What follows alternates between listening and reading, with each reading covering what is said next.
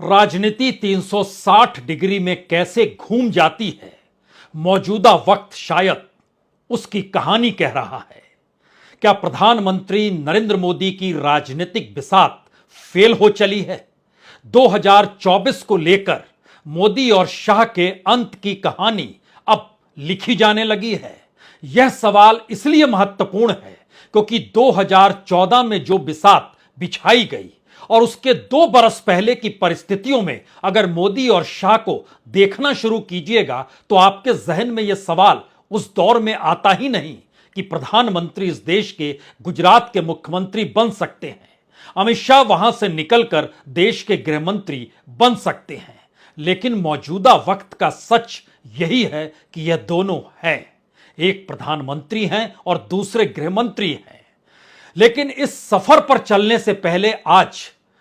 जरा इस बात को समझना शुरू कर दीजिए कि आज जिस राजनीतिक जमीन पर आप खड़े हैं, जमीन नहीं बदली है, राजनीति बदल गई है। और राजनीति को बदलने के तौर तरीके 2 शख्स ने इस तरीके से इस देश के भीतर खड़े कर दिए जहां विपक्ष की राजनीति किसी ढहे हुए किले की तर्ज पर नजर आती थी, वह एकाएक खड़ी नजर आने लगी है। सुप्रीम कोर्ट के फैसलों को लेकर अगर याद कीजिए तो जनवरी 2018 उस वक्त चीफ जस्टिस दीपक मिश्रा हुआ करते थे और पहली बार भारत के इतिहास में 4 चीफ जस्टिस ने प्रेस कॉन्फ्रेंस की थी। और उस प्रेस कॉन्फ्रेंस के भीतर ही उस दौर में जस्टिस रंजन गोगोई ने एक सवाल किया था कि डेमोक्रेसी इन डेंजर, लोकतंत्र खतरे में है।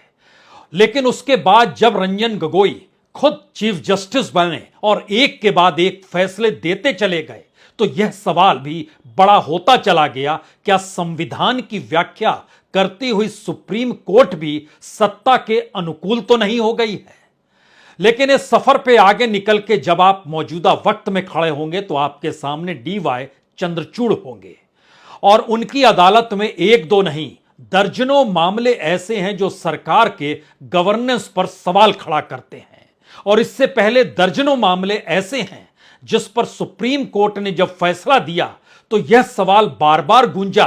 क्या अगर चीफ जस्टिस रंजन गोगोई होते या दीपक मिश्रा का वक्त होता तो क्या ऐसी स्थिति होती, ऐसे फैसले होते?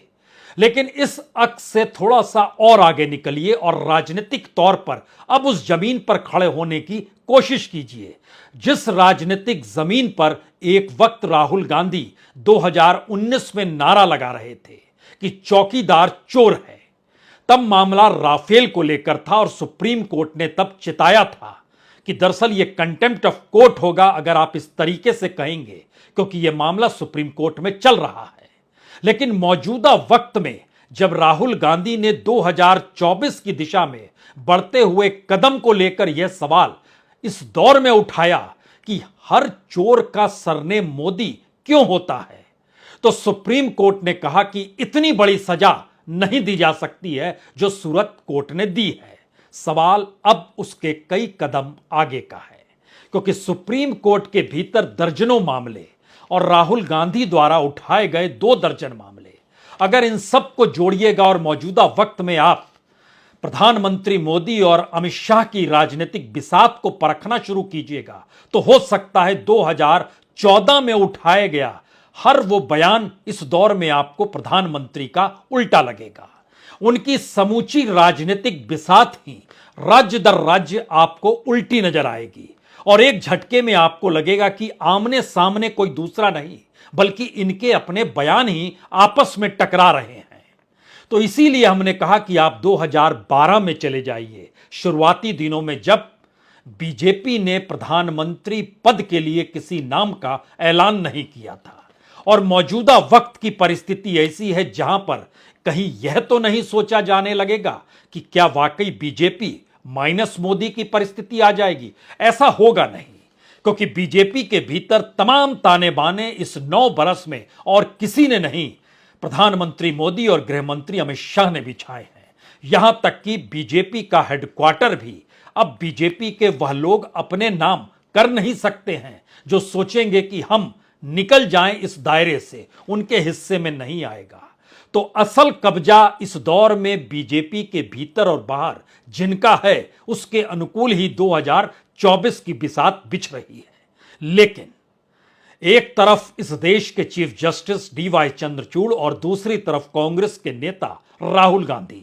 जो अभी भी हम जब आपसे संवाद कर रहे हैं अभी भी वो सांसद नहीं है, यानी अभी उनकी सांसदी बहाल की नहीं गई है।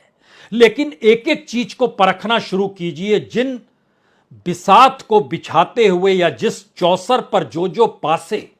चाहे वो ब्लैक मनी का हो, चाहे वो महंगाई का हो, चाहे महिलाओं के खिलाफ अपराध का हो, चाहे वह बेरोजगारी को लेकर हो, चाहे इस देश की इकोनॉमिक पॉलिसी को लेकर हो, चाहे इस देश में कांग्रेस के कॉर्पोरेटाइजेशन को लेकर हो, चाहे इस देश में अमीरी और गरीबी के बीच बढ़ते रिश्तों को लेकर हो, चाहे इस दौर में और उस दौर में किसान और मजदूरों को लेकर राजनीतिक सत्ता को कटघरे में खड़ा करने के सवाल हो, ये सारे सवाल 2013-14 में प्रधानमंत्री बनने से पहले मोदी ने उठाए थे।